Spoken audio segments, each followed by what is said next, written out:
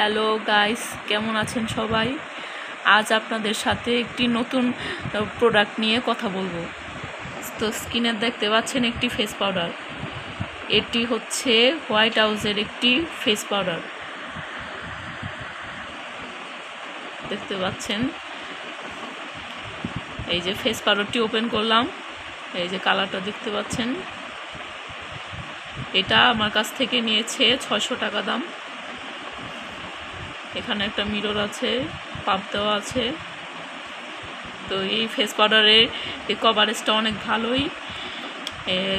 আমরা যখন ফাউন্ডেশন ব্যবহার করি, ফাউন্ডেশনের উপর দিয়ে এই ফেস পাউডারটা লাগালে একটি ফাউন্ডেশনের উপরে এক লেয়ার এই কভারেজ তৈরি হয়।